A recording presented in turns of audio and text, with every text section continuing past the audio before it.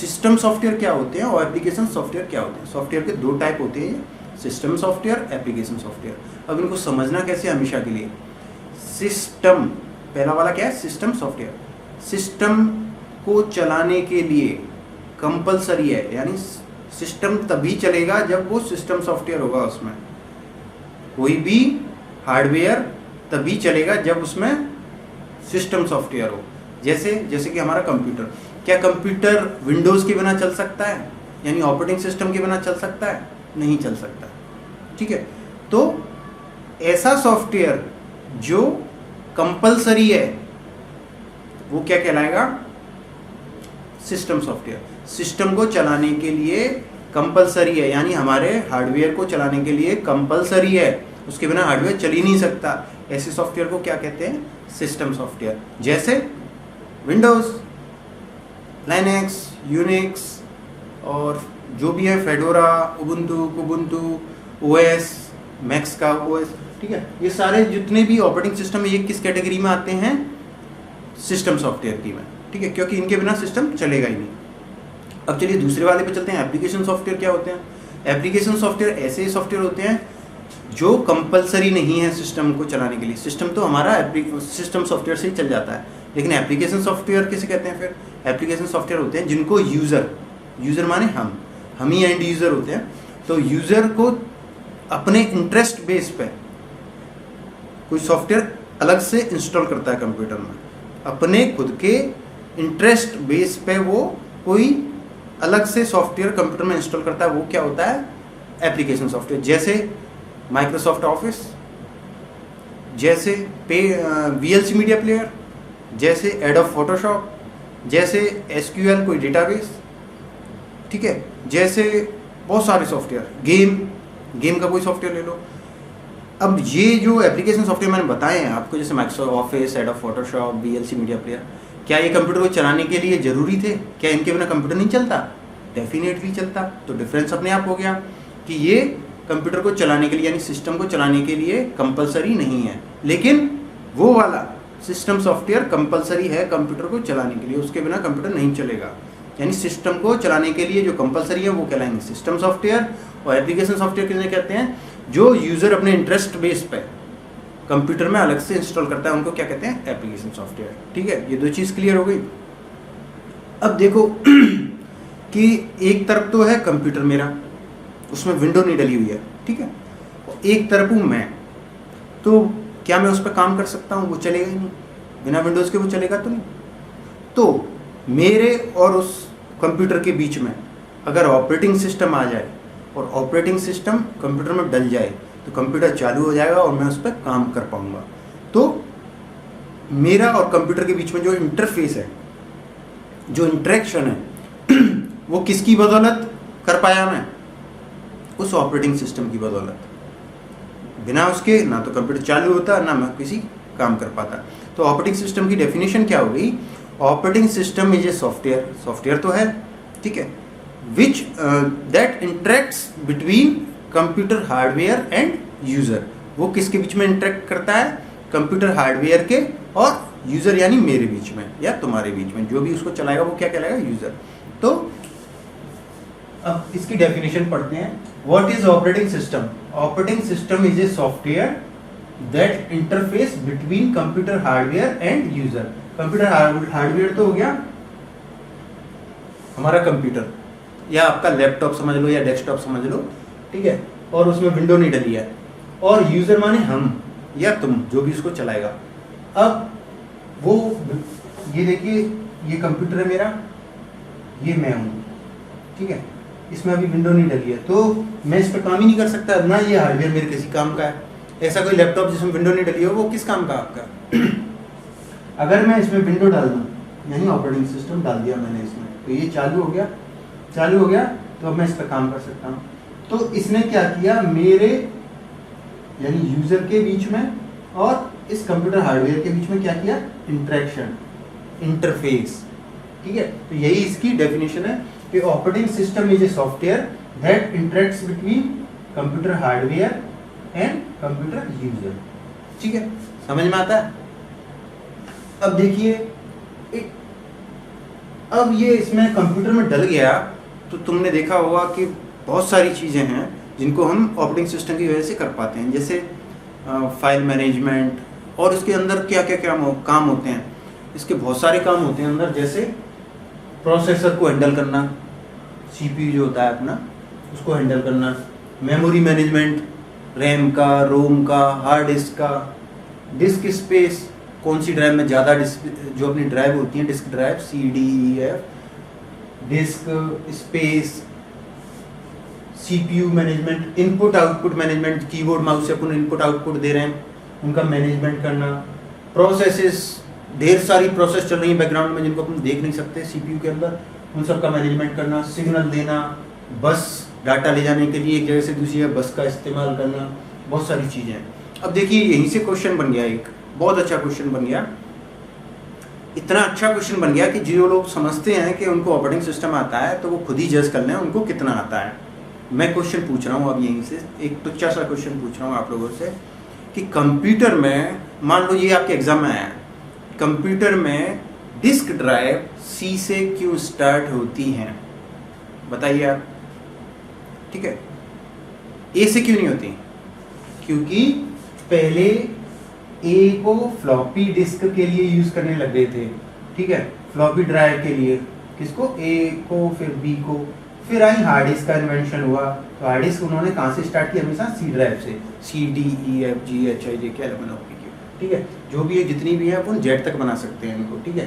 तो क्या हुआ दोस्तों, A और B किस लिए यूज होते थे, फ्लॉपी ड्राइव को दर्शाने के लिए, जो बंद हो गई, पहले हार्ड डिस्क की जगह पर फ्लॉपी ड्राइव चलती थी, ठीक है, वो बंद हो गई, फिर हार्ड डिस्क आ गई, तो हार्ड डिस्क आ गई तो फिर C ड्राइव से स्टार्ट हुआ, ठीक है।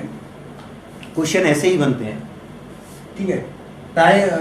इसको अपन ने पढ़ लिया है, सॉफ्टवेयर किसे कहते हैं, सेट ऑफ इंटीग्रेटेड प्रोग्राम्स को अपन क्या कहते हैं, सॉफ्टवेयर। अब देखिए ये ऑपरेटिंग सिस्टम जो है, operating system means system software, operating system means Windows, Linux, Unix और एप्पल का OS, ठीक है, ये IBM का OS, ये सारे क्या हुए, मोबाइल का ऑपरेटिंग सिस्टम, मोबाइल जो चल रहा है वो भी ऑपरेटिंग सिस्टम से चल रहा है। कौन से आजकल जो जितने भी मोबाइल चल रहे हैं वो एंड्रॉयड ऑपरेटिंग सिस्टम से चल रहे हैं। अगर उसमें से मैं एंड्रॉयड को हटा दूं तो क्या वो मोबाइल चलेगा, नहीं चलेगा। तो अपने आप समझ जाइए सिस्टम को चलाने के लिए क्या चाहिए, ऑपरेटिंग सिस्टम। और ऐसा सॉफ्टवेयर जो कंपलसरी है उसके बिना चलेगा ही नहीं, जैसे एंड्रॉयड के बिना मोबाइल चल ही नहीं सकता, तो वो क्या किस कैटेगरी में आ जाएगा, सिस्टम सॉफ्टवेयर की कैटेगरी में आ जाएगा। अब देखिए इसका कॉन्सेप्ट देखिए, ऑपरेटिंग सिस्टम का एक अलग दिमाग में इमेज बनाइए कि मैं मैनेजर हूँ किसी कंपनी में, ठीक है, और मैं क्या करूँगा, मैनेजर का काम क्या होता है, सारी चीज़ों को मैनेज करना, स्टाफ का मैनेजमेंट, नई हायरिंग का मैनेजमेंट, सैलरी का मैनेजमेंट, प्रोजेक्ट का मैनेजमेंट, बिजनेस का मैनेजमेंट, बहुत सारे काम होते हैं, सबको यानी पूरे कंपनी का ऑर्गेनाइजेशन को मैनेजमेंट करना। ऐसे ही ऑपरेटिंग सिस्टम जो होता है वो क्या करता है, कंप्यूटर के अंदर हार्डवेयर का मैनेजमेंट, CPU का मैनेजमेंट, प्रोसेस का मैनेजमेंट, बस का मैनेजमेंट, इनपुट आउटपुट का मैनेजमेंट, और तुम्हारे फाइल सिस्टम का मैनेजमेंट, डिस्क का मैनेजमेंट, मेमोरी का मैनेजमेंट, जितने भी मैनेजमेंट होते हैं उन सबको कौन हैंडल करता है, मैनेजर। वो मैनेजर कौन है, ऑपरेटिंग सिस्टम, ठीक है। अब दोस्तों देखिए ऑपरेटिंग सिस्टम कई टाइप के हैं। अगर हिस्ट्री से बात करें अपन तो अब आप खुद ही सोचिए आपको कितने ऑपरेटिंग सिस्टम के बारे में पता है, ठीक है। ऑपरेटिंग सिस्टम बहुत सारे हैं, लेकिन जितने मुझे याद हैं उतने मैं आपको बता देता हूँ। जरूरी नहीं है एक आध रह गया वो बीच में तो उसको काउंट करना।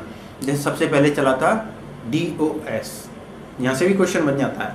DOS किस लिए स्टैंड करता है, डिस्क ऑपरेटिंग सिस्टम के लिए, ठीक है। COS कमांड ऑपरेटिंग सिस्टम, यानी इसमें कमांड डाली जाती थी और इंटरफेस दिखाई नहीं देता था, GUI यानी ग्राफिकल यूजर इंटरफेस, यानी ऐसे विंडोज लेआउट कुछ नहीं दिखाई देते थे डिस्प्ले पर, सिर्फ कमांड जैसे अपनी CMD में चलते ऐसे बेस पे ही काम करना पड़ता था। 95 विंडोज 95 आई, फिर विंडोज मी आई, फिर विंडोज 98 आई, फिर 2000 आई, NT बोलते हैं इसको, नेटवर्किंग के लिए स्पेशल एडिशन आया। XP आई, XP1, XP2, XP3, फिर क्या आया, फिर विस्टा आई, Vista home, premium, basic, student, professional. फिर विंडोज 7 आई, home, pro, basic, premium, business, enterprise, professional. फिर विंडोज 8 आई, होम, बेसिक, प्रीमियम, स्टूडेंट और जितने भी है बिजनेस, एंटरप्राइज। फिर विंडोज 10 आई, 10 में भी home, basic, premium, enterprise, professional. ठीक है, यहाँ तक तो विंडोज़ की है। अब ये तो माइक्रोसॉफ्ट कंपनी के द्वारा बनाए हुए ऑपरेटिंग सिस्टम है, लेकिन ऐसी बहुत सारी कंपनियां हैं जो ऑपरेटिंग सिस्टम बनाती हैं। जैसे लाइनेक्स है, लाइनेक्स के बहुत सारे थे, Unix, Linux, Ubuntu, Kubuntu, fedora और बहुत सारे दुनिया भर के उसके ऑपरेटिंग सिस्टम है। जैसे एप्पल कंपनी है जो मोबाइल बनाती है, उसके भी ऑपरेटिंग सिस्टम है। एप्पल के लैपटॉप आते हैं, डेस्कटॉप आते हैं, तो वो अपने में ओएस डालता है। आईबीएम है, आईबीएम के भी आते थे, पहले सन चलता था जो ओरेकल कंपनी बन गई है, तो उसके भी ऑपरेटिंग सिस्टम आते थे। ठीक है, तो ऐसा नहीं है माइक्रोसॉफ्ट का जो विंडोज़ है वही ऑपरेटिंग सिस्टम है। ये सारी कंपनियों की जो मैंने बताया, ये सारी में ऑपरेटिंग सिस्टम बनाती हैं अलग अलग। ये सिर्फ इसलिए क्योंकि हम तुम आजकल इंडिया में इस पे ही काम करते हैं। किस पे? विंडोज़ पे, माइक्रोसॉफ्ट के पे। ठीक है, अब चलिए ये इंट्रोडक्शन हो गया और सॉफ्टवेयर के टाइप पता चल गए हमें। एक तो हमें क्या क्या सीखा आज हमने, विंडोज़ कौन कौन सी होती हैं, ऑपरेटिंग सिस्टम क्या होता है, ऑपरेटिंग सिस्टम का काम क्या होता है, एप्लीकेशन सॉफ्टवेयर किसे कहते हैं, और सिस्टम सॉफ्टवेयर किसे कहते हैं, सॉफ्टवेयर किसे कहते हैं, सी ड्राइव स्टार्ट सी से क्यों होती है, ए से क्यों नहीं होती, वो भी सीखा हमने। ठीक है, ऐसे ही बीच बीच में मुझे जो भी लॉजिकल क्वेश्चन दिमाग में आएंगे वो मैं आपको बताता चलूँगा। ठीक है, चलिए अपने नए टॉपिक पे चलते हैं कि ये हकीकत में क्या क्या काम करता है। ठीक है, एग्जाम में जो क्वेश्चन पूछेगा वो ऑपरेटिंग सिस्टम में से या तो बहुत इजी क्वेश्चन पूछेगा या फिर ऐसा पूछेगा जो कॉम्प्लिकेटेड हो। जैसे सिंक्रोनाइजेशन से क्वेश्चन पूछ ले वो आपसे। याद रखना, मैं बता रहा हूँ आपको, डेडलॉक से जरूर क्वेश्चन आएगा ऑपरेटिंग सिस्टम से। डेडलॉक को बहुत अच्छे तरीके से समझना है अपन को। दूसरा ये भी बता दूं मैं आपको क्वेश्चन कहाँ से आएगा। दूसरा क्वेश्चन आएगा डेडलॉक की जो एल्गोरिथम्स हैं, ठीक है, उनमें से आएगा। तीसरा मैं बता दूं आपको कहाँ से आएगा, पेज मेमोरी या पेज फाइलिंग या पेजिंग या वर्चुअल मेमोरी या पेज मेमोरी, या फिर तुम्हारा कहाँ से आएगा, और हाँ, wait and hold and signal queue, कैसे चलती हैं ये क्यू। ठीक है, और आपका आ जाएगा शेड्यूलिंग से, round robin scheduling, FIFO, LIFO. ठीक है, तो क्वेश्चन यहीं से बनने वाला है आपके। 2 से 3 क्वेश्चन आएंगे, वो यहीं से बनेंगे। तो अपन उन सब चीज़ों को बहुत अच्छे तरीके से क्लियर करने वाले हैं। तो चलिए अपने नए टॉपिक की तरफ चलते हैं दोस्तों। अगर किसी को कोई भी परेशानी है तो मुझे कमेंट करके पूछ सकता है, मैं सारे बच्चों के कमेंट का जवाब देता हूँ। ठीक है, तो डोंट वरी, अभी तो इंट्रोडक्शन है, अपन को जो चीज़ पढ़नी है क्रीम वो आने वाली है। ठीक है दोस्तों, चलिए अगली वीडियो की तरफ चलते हैं। तो दोस्तों अपना नया टॉपिक है बूट स्ट्रैप। इसमें से क्वेश्चन पूछा जाता है, तो समझ लो बूट स्ट्रैप क्या है। जैसे ही अपन सिस्टम को ऑन करते हैं, कंप्यूटर को ऑन करते हैं, कैसे करते हैं ऑन, हमेशा कंप्यूटर का पावर बटन दबा के। लैपटॉप को ऑन करते हैं तो लैपटॉप का पावर बटन जैसे ही हम दबाते हैं तो हमारी जो एक्चुअल विंडो स्टार्ट होती है उसमें टाइम लगता है ना, जहाँ पर हम पासवर्ड डालते हैं वहाँ तक पहुँचने में टाइम लगता है। उस बीच में होता क्या है, उस बीच में विंडो लोड होती है। ठीक है, उसको क्या बोलते हैं, बूटिंग। क्या बोलते हैं उसको, बूटिंग, याद रखना। उसी से संबंधित है बूट स्ट्रैप। बूट स्ट्रैप क्या है, व्हेन कंप्यूटर स्टार्ट्स या फिर powered up, it needs to have an initial program. इसके पास एक इनिशियल प्रोग्राम होना चाहिए to run it stored in BIOS और ईप्रोम। एक्चुअल में होता क्या है, जैसे हमने पावर बटन दबाया तो विंडोज लोड हुई, उसको लोड करने के लिए एक परमानेंट प्रोग्राम चाहिए। वो प्रोग्राम कहाँ होता है, रोम में या फिर बायोस में या फिर डबल ई प्रोम में। ठीक है, तो बूट स्ट्रैप क्या है, इसकी इजीएस्ट लैंग्वेज है, याद रख लो। जब भी हम किसी कंप्यूटर को ऑन करते हैं, ठीक है, या फिर लैपटॉप के ऑन करते हैं, लैपटॉप को ऑन करते हैं पावर बटन दबा के, तो विंडोज़ को लोड करने से पहले एक इनिशियल प्रोग्राम होता है जो विंडोज़ को लोड करने में हेल्प करता है। वो कहाँ स्टोर कहाँ होता है, वो हमेशा रोम में या फिर बायोस में या फिर डबल ई प्रोम में। तीनों एक ही कॉन्सेप्ट है, मैं इनको भी समझाऊंगा आपको। तो बूट स्ट्रैप सिंपली आपको पूछ लेगा, क्वेश्चन आपको थ्योरी में से नहीं आएंगे, क्वेश्चन जो टिपिकल इंपॉर्टेंट टर्म्स हैं वहीं से आएंगे। जैसे when computer starts it's need to have an initial program called, नीचे ऑप्शन दे देगा service.ini, process.ini, bootstrap और इनिशियल स्ट्रैप। तो अपन को क्या करना है, बूट स्ट्रैप या फिर बूटिंग दे रखा हो तो बूटिंग, एक ही देगा वो, आपको कोई सा भी दे दे, ठीक है। अब देखिए दोस्तों, बायोस क्या होती है, रोम तो हम जानते हैं रीड ओनली मेमोरी होती है, और बायोस क्या होती है, बायोस होती है बेसिक इनपुट आउटपुट, यहाँ पे दे रखा है मैंने आपको, बेसिक इनपुट आउटपुट सिस्टम, ठीक है। डबल ईप्रोम क्या होती है, सेम यही फंडा है, बायोस रोम को ही क्या, रोम का ही फंडा है डबल ईप्रोम, लेकिन ये क्या है, electrically erasable programmable read only memory, ठीक है। कुल मिलाकर बूटस्ट्रैप समझ में आ गया, तो आगे चलते हैं हम। CUI किसे कहते हैं, कैरेक्टर यूजर इंटरफेस, हमेशा याद रखना। अब GUI नहीं पूछेगा, वो आपसे CUI पूछेगा कंफ्यूज करने के लिए। क्यों, आज की जनरेशन को GUI तो पता है पर CUI नहीं पता, जो ओल्ड जनरेशन की थी। यानी CUI तो है अपना कमांड इंटरफेस, ठीक है। यहाँ पर लिख रखा है मैंने, sorry, character user interface. Character user interface मतलब क्या है, सिर्फ अक्षर या वर्ड ही दिखाई देते थे स्क्रीन पे। जैसे अपन CMD खोलते हैं, CMD तो जानते हो, कंप्यूटर में स्टार्ट बटन पर क्लिक करिए और CMD लिख के एंटर मार दीजिए सर्च बॉक्स में, CMD खुल जाएगा। तो CMD में अपन क्या देखते हैं, कोई भी वहाँ पे सिर्फ फॉन्ट, वो वर्ड दिखाई देते हैं अपन को, कैरेक्टर दिखाई देते हैं और कुछ दिखाई नहीं देता। तो ऐसे उसको इंटरफेस को क्या बोलते हैं, CUI, ठीक है।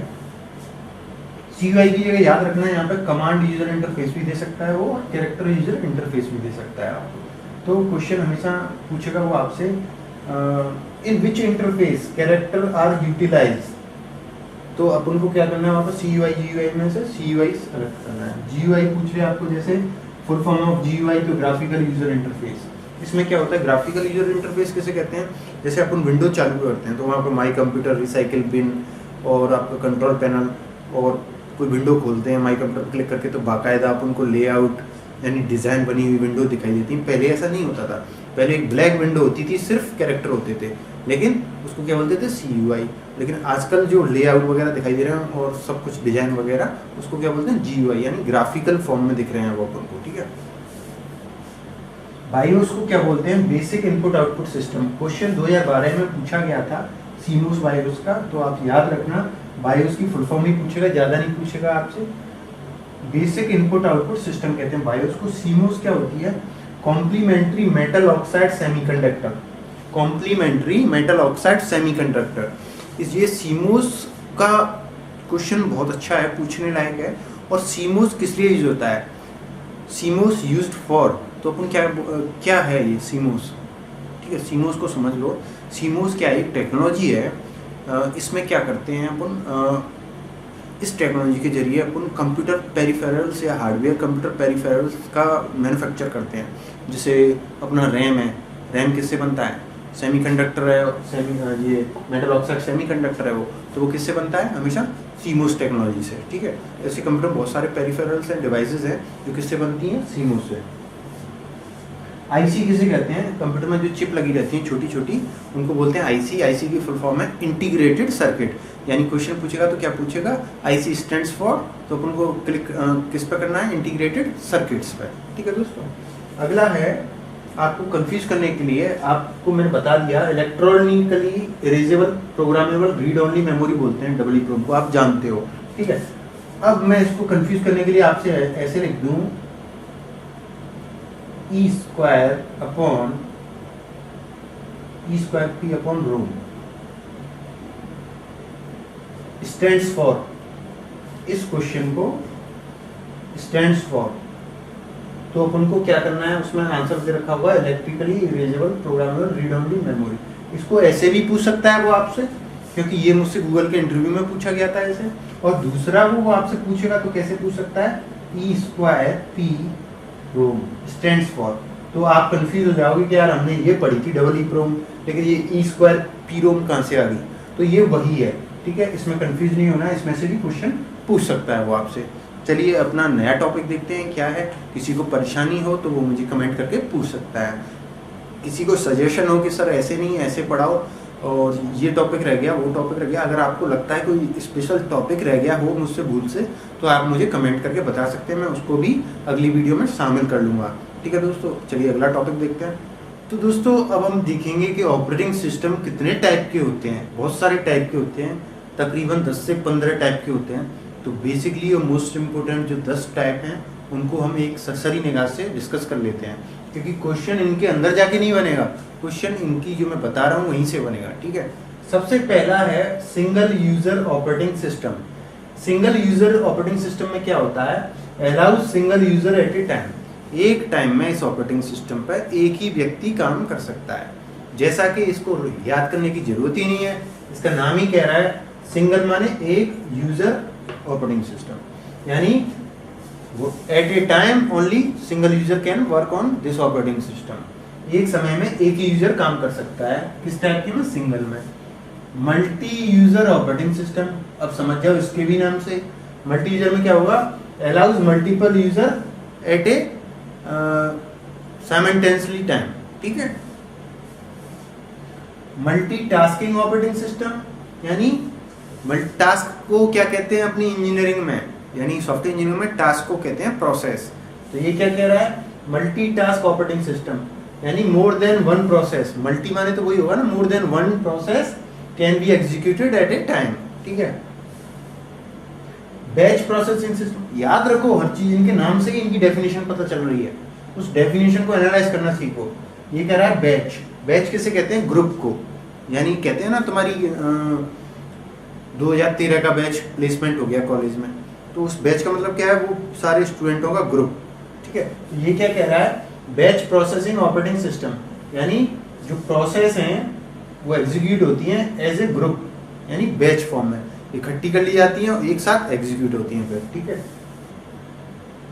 जैसे मल्टी प्रोग्रामिंग ऑपरेटिंग सिस्टम, यानी नाम से ही पता चल रहा है, मल्टी माने अनेक प्रोग्राम ऑपरेटिंग सिस्टम, यानी मल्टीपल प्रोग्राम इसमें एक साथ काम करते हैं। कैसे करते हैं, स्विच करके, यानी रिसोर्स अवेलेबल नहीं है। जैसे पहला प्रोग्राम, कोई प्रोग्राम हो वो एग्जीक्यूट होने के लिए जाता है तो पहले मेमोरी में जाता है, मेमोरी में 2 प्रोग्राम पहुंच गए लेकिन रिसोर्स एक ही अवेलेबल है, तो वो क्या करते हैं, स्विच कर लेते हैं रिसोर्स को, यानी 50% खुद पूरा हो गया, फिर हट गया और दूसरे प्रोग्राम को एग्जीक्यूट होने दिया, 50 हो गया, फिर खुद आ गया 50, तो 100 पहला हो गया, फिर वो आ जाएगा। इस कॉन्सेप्ट को हम किस में पढ़ेंगे, शेड्यूलिंग में, अच्छे तरीके से समझ में आ जाएगा ये कॉन्सेप्ट। ठीक है, फिलहाल इतना ही समझ लो, आगे मैं शेड्यूलिंग पढ़ाऊंगा बहुत अच्छे तरीके से, वहाँ पूरा समझ में आएगा।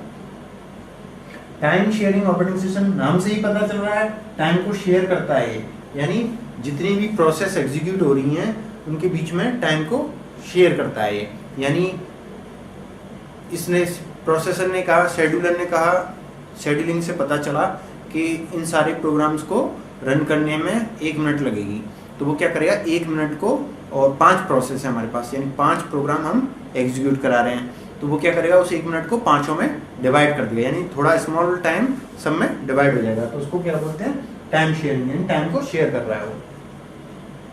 इंपॉर्टेंट है ये RTOS, यानी RTOS को कहते हैं रियल टाइम ऑपरेटिंग सिस्टम। इसमें से क्वेश्चन पूछा गया था RTOS के ऊपर, याद रखना RTOS किसे कहते हैं, रियल टाइम ऑपरेटिंग सिस्टम। ये क्या है रियल टाइम ऑपरेटिंग सिस्टम, इसमें क्या होता है, process data as it comes in without buffer delays. जैसे ही डाटा आया विदाउट डिले की, कहीं से भी आ रहा है, जैसे यहाँ से आया तुरंत विदाउट डिले, इसको एग्जीक्यूट कर दिया, उधर से आया, इसको एग्जीक्यूट कर दिया, उधर से आया, जैसे जैसे आता जा रहा है वैसे ही एग्जीक्यूट करता चला जाता है। ठीक है, तो रियल टाइम कहते हैं किसे, हमेशा रियल टाइम उसी को कहते हैं कि जो कुछ भी हो रहा है वो एंड टू एंड हो रहा है, अभी हो रहा है। ठीक है, अगला है एम्बेडेड ऑपरेटिंग सिस्टम। इसको देखिए, ये क्या है, embedded operating system, self content in device ROM. ये क्या है, रोम होती है ना, रोम जैसे मैंने अभी बताया था पहले, इससे पहले बताया था, मदरबोर्ड में रोम होती है, तो रोम में क्या है, छोटी सी मेमोरी होती है, वो ज़्यादा बड़ी तो होती नहीं हार्ड डिस्क की तरह, तो रोम में प्री डिफाइंड, यानी पहले से ही इंस्टॉल कर दिया किसी डिवाइस में, ऐसा डाटा क्या कहलाता है, सॉरी ऐसा ऑपरेटिंग सिस्टम क्या कहलाता है, जो पहले से ही रोम में इंस्टॉल किया हुआ हो। तो सोच लो रोम बहुत छोटी होती है तो ऑपरेटिंग सिस्टम कितना छोटा होगा, ये वाला बहुत छोटा। इसका उदाहरण है मिनिक्स। ठीक है, तो इसको कहते हैं अपन एम्बेडेड ऑपरेटिंग सिस्टम। दूसरी चीज़ इन सब में ओपन सोर्स, ये एम्बेडेड ऑपरेटिंग सिस्टम है वो ओपन सोर्स है। ओपन सोर्स मतलब जैसे लाइनेक्स है, यूनिक्स है अपना, ठीक है। अब देखिए जैसे इसको देखिए RTOS को, रियल टाइम ऑपरेटिंग सिस्टम जो मैंने अभी बताया था, ये इसका एग्जांपल देखो तुम। RTOS और डिस्ट्रीब्यूटेड दो टाइप के जो ऑपरेटिंग सिस्टम वो यूट्यूब पर लागू होते हैं। जैसे यूट्यूब पर क्या किया, यूट्यूब पर अभी मैं वीडियो अपलोड करूँगा और पूरी दुनिया में से पता नहीं उस वक्त कितने लोग अपलोड कर रहे होंगे एक साथ, ठीक है। तो ये क्या कह रहा है, process data as it comes in without buffer delays, यानी जैसे ही मेरी अपलोड हुई, जैसे ही मैंने अपलोड लगाई तुरंत अपलोड होने लग गई, और मेरे साथ पता नहीं कितने लगा रहे होंगे अपलोड, तो हैंड टू हैंड हो रही है रियल टाइम में, ठीक है, याद रखना। Distributed operating system data can be stored and processed in multiple locations, यानी वो यूट्यूब वाला फंडा, डाटा कैन बी स्टोर्ड, यानी हजारों लोग दुनिया भर के कोने से एक टाइम पे ही स्टोर कर रहे हैं यूट्यूब के डेटाबेस यानी सर्वर पर डाटा, और एक साथ ही उस डाटा को एक्सेस कर रहे हैं प्रोसेसेस को, ठीक है। Mobile operating system, mobile operating system means हमारे मोबाइल और सेलफोन, टैबलेट और इन गैजेट्स में जो आ रहे हैं ऑपरेटिंग सिस्टम, उनको क्या बोलते हैं, मोबाइल ऑपरेटिंग सिस्टम। आजकल सबसे पॉपुलर चल रहा है वो कौन सा है, एंड्रॉयड। लेकिन इससे पहले क्या चलता था, जैसे नोकिया वगैरह में चलते थे पहले, एंड्रॉयड तो अभी आया है ना 4-5 साल पहले, इससे पहले क्या चलता था, इससे पहले चलता था सिम्बियन, याद रखना, ठीक है।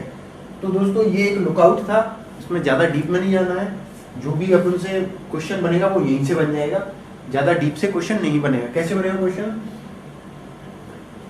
इन which operating system process executed as group, नीचे दे देगा 4, सिंगल, मल्टी, नहीं सिंगल तो देगा ही नहीं आपको, क्योंकि ग्रुप लगाया ना उसने, तो ग्रुप आपको कंफ्यूज करने के लिए वो कौन कौन से देगा, मल्टी देगा आपको, multi user, multi tasking, multi programming, batch processing. तो आप कंफ्यूज हो जाओगे और आप इनमें से गलत कर जाओगे, इन चारों में से। तो आपको याद रखना है कैसे कंफ्यूज करेगा वो, ग्रुप से, ठीक है। अगर उसने कह दिया in which operating system data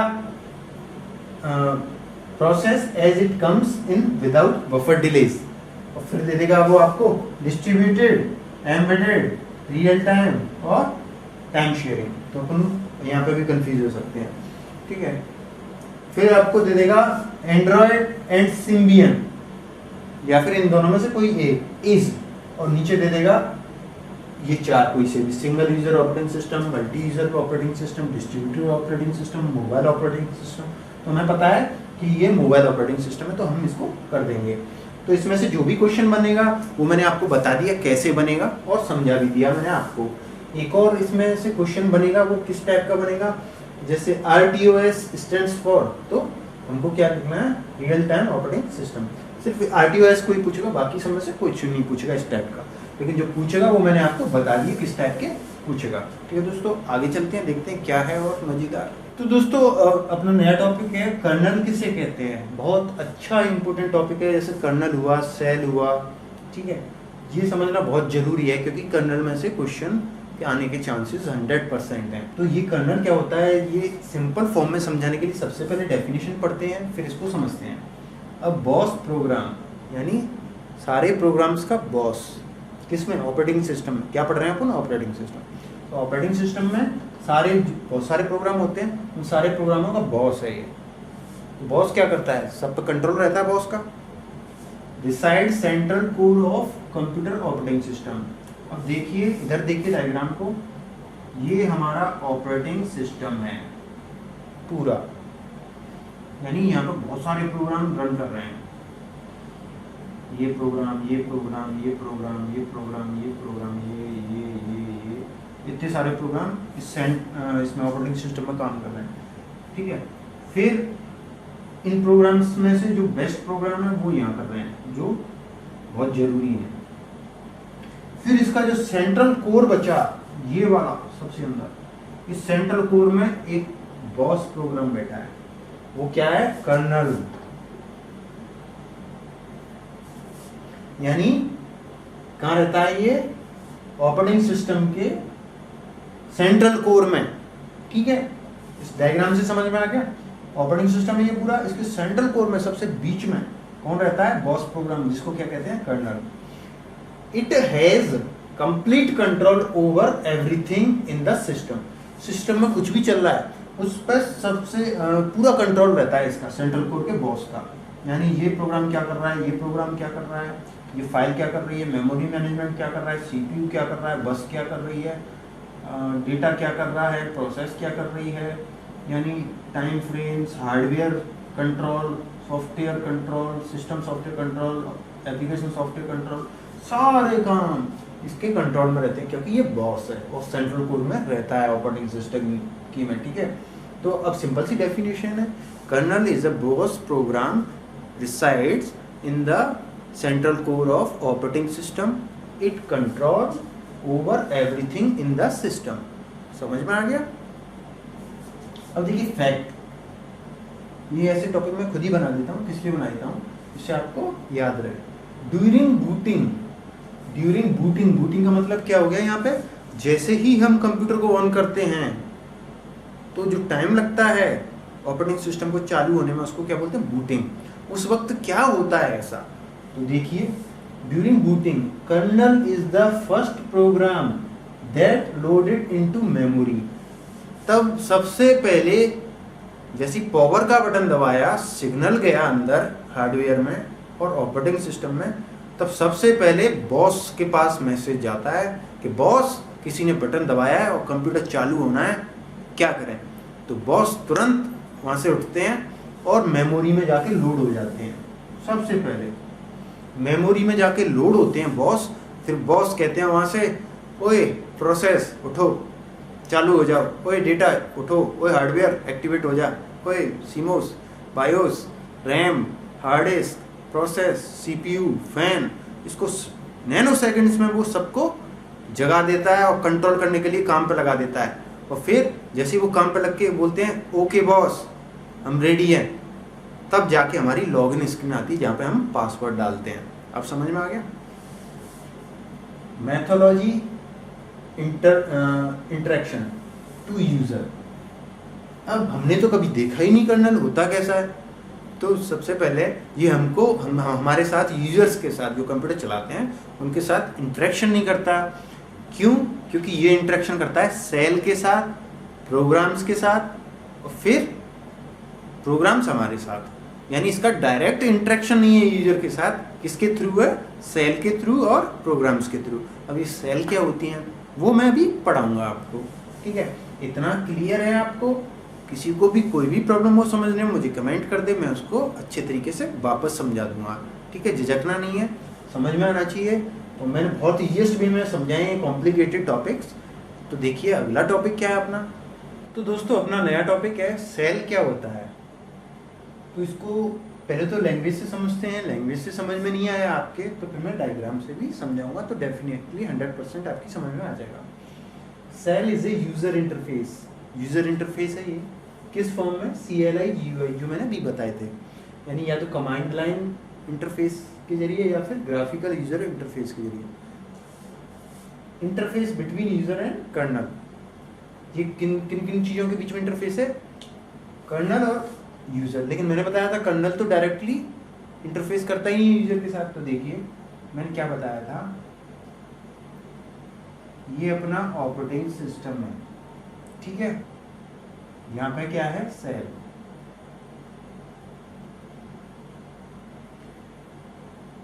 ठीक है, यहाँ पे क्या है, कर्नल। सेल के साथ यहाँ पर और भी प्रोग्राम है, ये सारे प्रोग्राम है।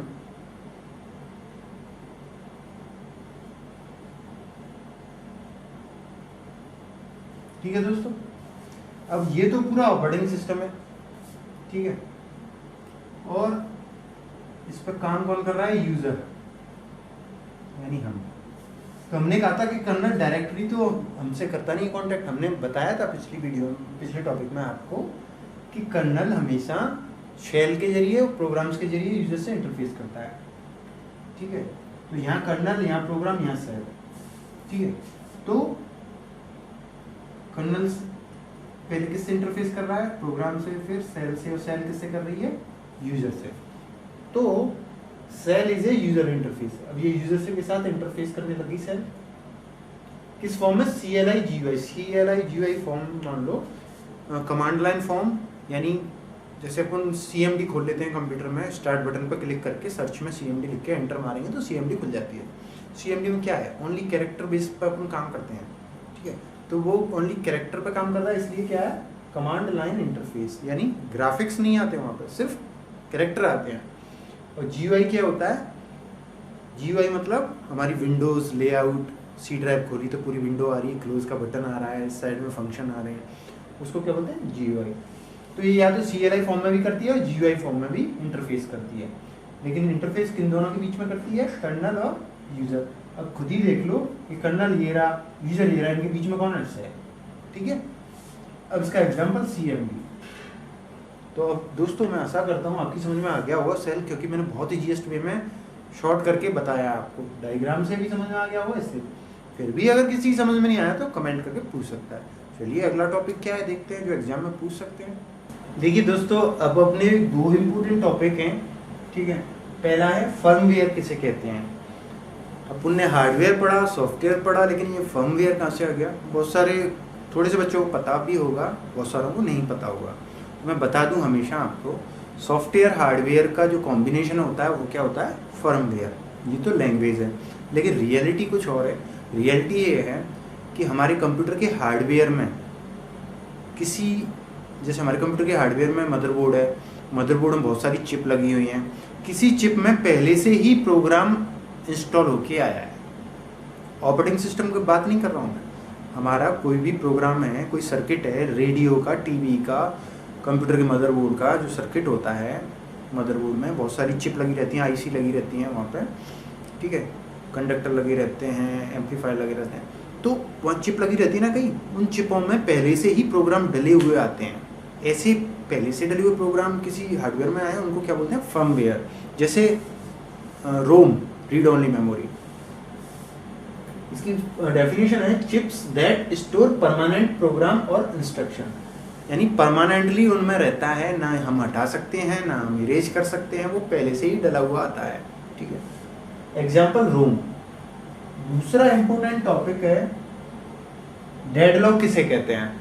इसमें से हमेशा चाहे यूनिवर्सिटी हो, चाहे कैंपस प्लेसमेंट हो, चाहे कोई सी भी एग्जाम हो IT की, क्वेश्चन जरूर बनता है डेडलॉक किसे कहते हैं। तो पहले डेफिनेशन पढ़ते हैं, फिर अपने देसी डायग्राम से समझाऊंगा मैं आपको। When 2 or more processes running simultaneously, जब 2 या 2 से अधिक प्रोसेस एक साथ रन हो रही होती हैं कंप्यूटर में, they fight for execution, वो आपस में लड़ाई करती हैं एग्जीक्यूट होने के लिए। यानी प्रोसेस एग्जीक्यूट कब होगी? जब वो प्रोसेसर के पास जाएगी, लेकिन प्रोसेसर के पास जाने से पहले ही उनमें झगड़ा हो जाता है कि मैं पहले जाऊंगी, मैं पहले जाऊंगी। प्रोसेसेस में क्या हो जाता है? झगड़ा। रिसोर्स के लिए भी झगड़ा हो जाता है कि ये वाला रिसोर्स मैं लूंगी पहले, ये वाला मैं लूंगी पहले। Then it comes to resource blockage. इस सिचुएशन में क्या होता है? रिसोर्स किसी को मिल नहीं पाता, वो ब्लॉकेज हो जाती है। जैसे हमारा कंप्यूटर हैंग हो जाता है ना, कभी कभी कहते हैं हमारा मोबाइल हैंग हो गया, कंप्यूटर हैंग हो गया, तो वो हैंग होना ही डेडलॉक है।